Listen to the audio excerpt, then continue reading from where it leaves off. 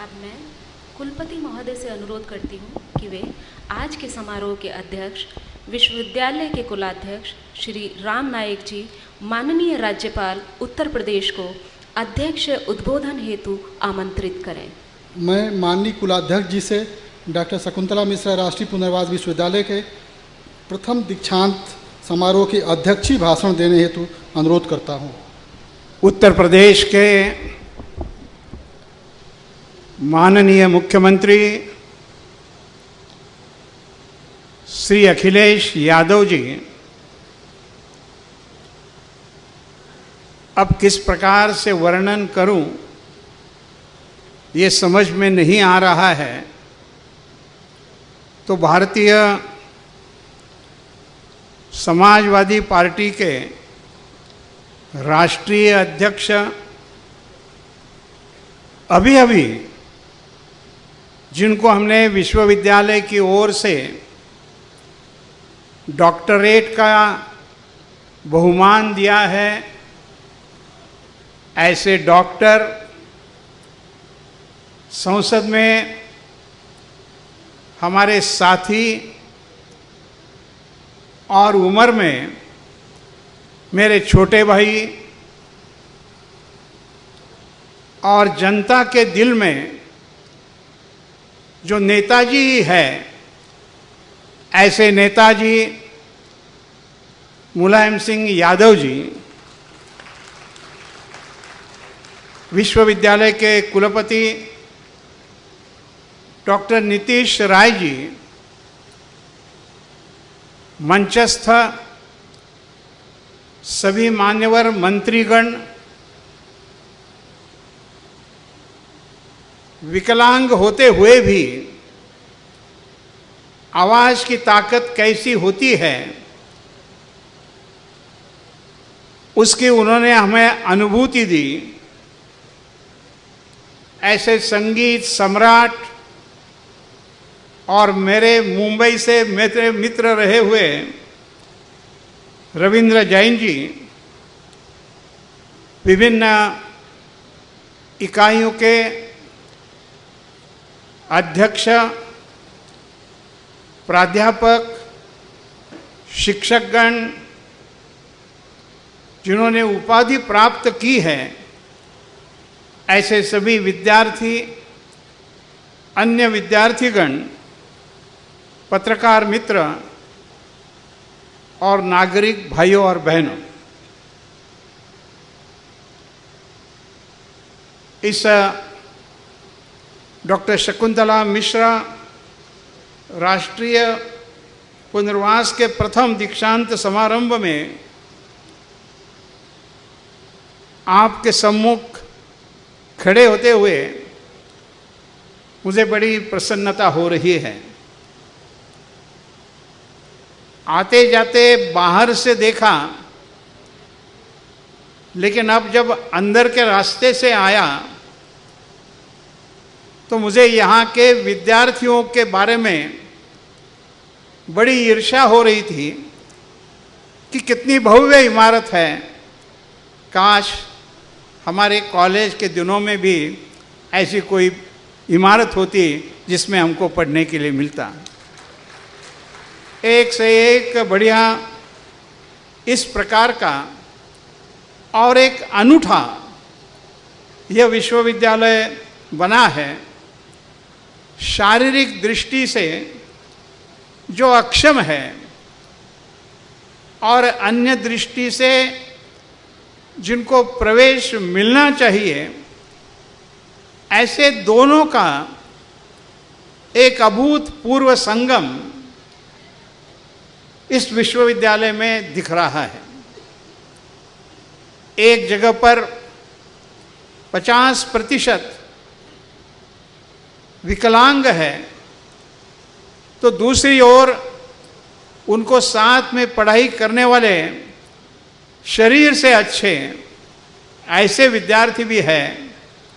विकलांगों के लिए अलग अलग प्रकार की संस्था होती है, लेकिन ऐसा अद्भुत संगम केवल इसी विश्वविद्यालय में देखने के लिए मिलता है कि जहाँ दोनों प्रकार के विद्यार्थी शिक्षा प्राप्त करने के लिए आते हैं।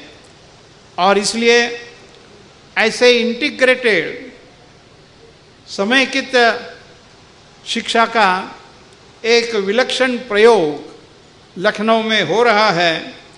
और ऐसे जगह पर जिन्होंने उपाधि प्राप्त की है, ऐसे विद्यार्थियों का मैं हृदय से अभिनंदन करता हूँ।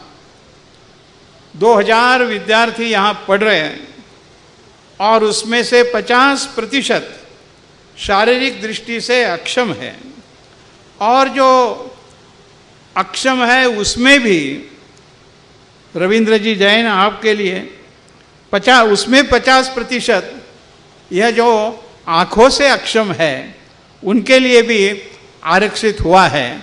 तो अपने आप में समाज को एक जगह पर लाकर शिक्षा की गंगा में लाने का एक महत् प्रयास, मैं तो कहूँगा भगीरथ प्रयास, जिस प्रकार से भगीरथ ने प्रयास करके गंगा लाई थी, उस प्रकार का एक भगीरथ प्रयास यहाँ पर हो रहा है, जिसके लिए मैं सबका हृदय से अभिनंदन करना चाहता हूँ। विद्यार्थियों को, छात्रों को अब उपाधि मिल गई है, और उपाधि लेते समय एक शपथ भी आपको दिलाई गई है। वह शपथ मैं दोहराऊंगा नहीं, लेकिन मैं आग्रह से कहूँगा कि देश को आज आवश्यकता है जिनका चरित्र उज्जवल है, जो प्रामाणिकता से काम करते हैं, ऐसे लोगों की आवश्यकता है। और जो आपने आज प्रतिज्ञा ली है, उस प्रतिज्ञा को हमेशा स्मरण रखते हुए अपने हाथ से कोई गलत बात न हो, हम अपना चरित्र और दूसरे का चरित्र बिगाड़ने का काम न करें, और ईमानदारी से जो भी व्यवसाय में हो, नौकरी में होंगे, जहाँ भी होंगे, वहाँ ईमानदारी से, प्रामाणिकता से हम काम करते रहे। इसके लिए बड़ा आवश्यक है कि हम इस प्रकार से काम करते हैं। अब मुलायम सिंह जी के बारे में मैं क्या कहूँ, ऐसा मैंने शुरू में कहा, क्योंकि जिस प्रकार का सामाजिक नेतृत्व वह दे रहे हैं वह अपने आप में अनुकरणीय है और मेरे दृष्टि से वंदनीय भी है। और ऐसा काम मैं भी मुंबई से 3 दफ़े विधायक बन के चुनकर आया, 5 दफ़े सांसद बनकर चुनकर आया, और मैंने भी कुछ ना कुछ काम किया। लेकिन लगातार 8 दफ़े विधायक करके चुनकर आना, पहले दफ़े चुनकर आना बड़ा आसान होता है, दूसरी दफ़े थोड़ा और मुश्किल होता है, क्योंकि लोगों को समझता है पहली पार्टी कोरी रहती है, लेकिन दूसरे दफ़े जब चुनाव लड़ते हैं तो उस पार्टी में कोई अच्छा या खराब दोनों लिखा हुआ होता है। ऐसे में लगातार 8 दफ़े विधानसभा में चुनकर जाना अपने आप में ये महापराक्रम है, हनुमान के जैसे पराक्रम है। और बाद में 6 दफ़े लोकसभा में जाना, 3 दफ़े मुख्यमंत्री करके काम करना, और यह अपने आप में आज उनको डॉक्टरेट देकर उनका हमने अभिनंदन नहीं किया है, तो देने के प्रयास से हमने अपना गौरव बढ़ाया है कि हम ऐसे व्यक्ति का, या हमने जो उनको डॉक्टरेट की उपाधि देने का तय किया वो उन्होंने स्वीकार किया। और इसलिए मुझे लगता है कि आज के ये डॉक्टरेट का प्रदान करने के कारण विश्वविद्यालय का गौरव बढ़ाया है, और ये गौरव बना के रखना यह सबका, विद्यार्थियों का ही नहीं, शिक्षक गणों का और जनता का भी कर्तव्य है, ऐसा मैं मानता हूँ। मैंने कहा आपको कि हमने साथ में लोकसभा में काम किया है। वह कभी रक्षा मंत्री थे तो उनके सामने हम विरोध करते थे, मैं कभी पेट्रोलियम मंत्री था तो हमारे सामने वो विरोध करते थे। जनतंत्र में सत्ता और विपक्ष यह जनतांत्रिक पद्धति के लिए ये अभिन्न अंग है, ऐसे मैं मानता हूँ। और पक्ष विपक्ष की जो चर्चा है वह सदन तक रहनी चाहिए। व्यवहार में मित्र कैसे बन सकते हैं, ये किसी से यदि सीखना है तो नेताजी से हम सब लोग सीख सकते हैं, ऐसा मुझे लगता है। संयोग की बात मैंने कहा वो मेरे छोटे भाई, क्योंकि मैंने पहले उनको कभी उनका जन्म दिनांक क्या है वो पूछा नहीं था। कल जब मेरे पास आज जो मानपत्र दिया वह पढ़ने के लिए कागज़ आया तो मुझे ख्याल में आया कि उनका जन्म नवंबर 1939 में है, तो मेरा जन्म 1934 का है। तो मैं उनसे 5 साल बड़ा हूँ और इसलिए मैंने कहा कि वो मेरे छोटे भाई हैं। लेकिन ये केवल उम्र का तकाजा नहीं है। तो मुझे ऐसा लगता है कि और ये उत्तर प्रदेश के लिए एक महत्व की बात रहेगी। अब 2 महीने के बाद उनको 75 साल पूरे हुए और 75 साल सब जब पूरे होंगे तो उनका अमृत महोत्सव एक उत्साह के रूप में हम मना सकते हैं। इस प्रकार का काम हम सब लोग मिलकर कहें। और मैं इस समय पर इतना ही कहूँगा कि आप 100 साल तक काम करते रहें और समाज का मार्गदर्शन करते रहें, ऐसी प्रार्थना मैं आपको करता हूँ और भगवान से भी प्रार्थना करता हूँ कि आप उनको दीर्घायु दें और सब प्रदेश का मार्गदर्शन करने के लिए उनका स्वास्थ्य भी निरामय रखे। अब विद्यार्थियों के लिए एक ही बात मैं कहूँगा, और जहाँ कहाँ पहले विद्यार्थियों के सामने मैं जाता हूँ तो उन विद्यार्थियों को एक बात मैं बताता हूँ। कभी कुछ लोग दूसरे कार्यक्रम में होंगे तो उनको ये शायद रिपीट भी लगेगा, लेकिन यहाँ जिन छात्रा और छात्राओं ने अब उपाधि प्राप्त की है उनके लिए एक खुला आसमान है। और ये खुले आसमान में जब आप जाएंगे तब आप जो चाहे वो ऊंचाई पर जा सकते हैं, लेकिन उसके लिए परिश्रम करने का एक संकल्प करना चाहिए। अपना व्यक्तित्व का विकास करने का संकल्प करना चाहिए और वह व्यक्तित्व ऐसा बने कि वो अपने परिवार का नाम ऊंचा करे, अपने गांव का नाम ऊंचा करे, अपने विद्यालय का नाम ऊंचा करे, विश्वविद्यालय का नाम ऊंचा करे, प्रदेश का नाम ऊंचा करे और देश का भी नाम ऊंचा करे। इस प्रकार का काम और इस प्रकार का संकल्प आज विद्यार्थियों ने करना चाहिए, ऐसा लगता है।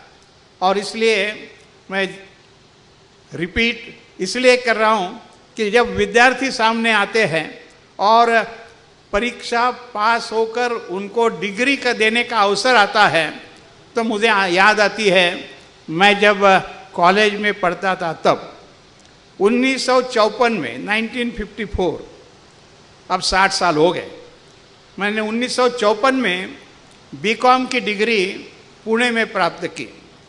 और उन दिनों में महाराष्ट्र बहुत पढ़ा लिखा है ये होते हुए भी सारे महाराष्ट्र में केवल 3 ही कॉमर्स कॉलेजेस थी।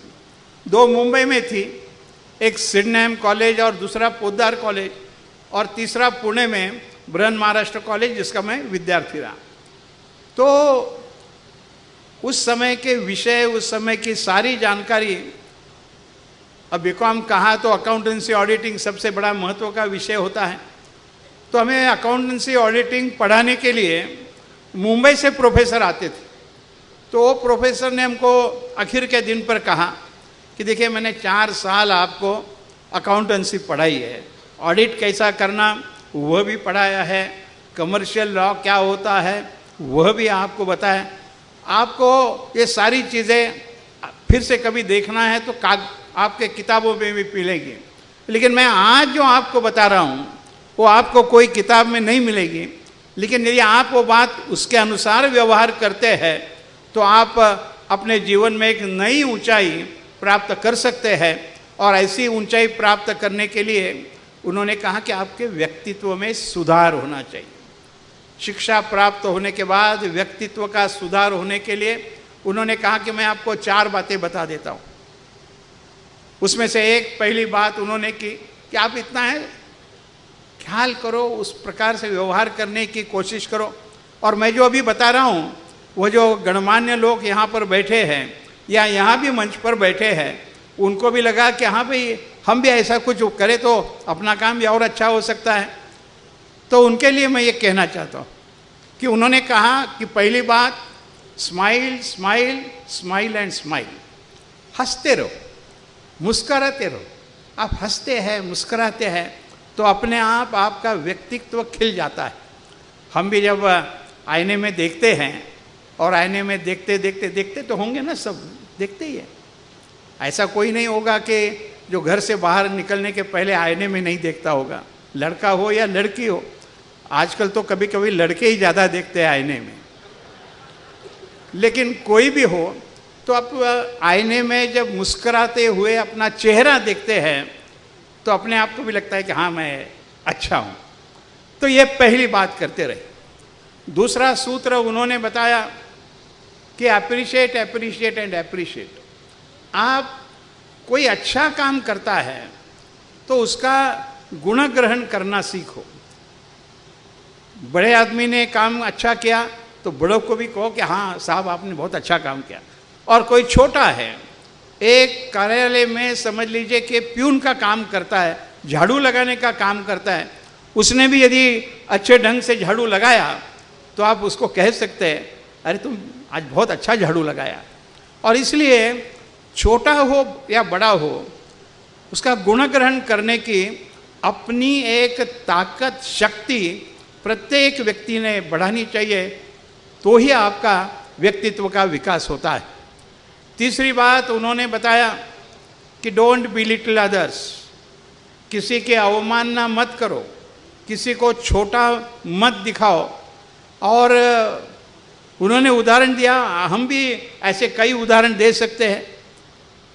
मुझे आज 90% मार्क मिले, मैं स्कूल में पहला आया, मैं मेरे माँ को पिता को जाकर बता दूंगा कि मेरा नंबर पहला आया है, 90% मार्क मिले, तो घर वालों को भी अच्छा लगेगा। लेकिन उसके बाद मैं यदि ये कहूँ कि अपने बाजू की लड़की जो है ना, वो 24 घंटे दिन रात पढ़ाई करती थी, लेकिन वो पहला नंबर लाना चाहती थी, लेकिन मेरा ही पहला नंबर आ गया और उसका दूसरा नंबर आ गया। कोई किसी के अवमानना करने की जरूरत नहीं। और बाद में देखा तो इनको 90% मार्क मिले हैं और जो नंबर 2 है उसको 89.5% मार्क मिले हैं।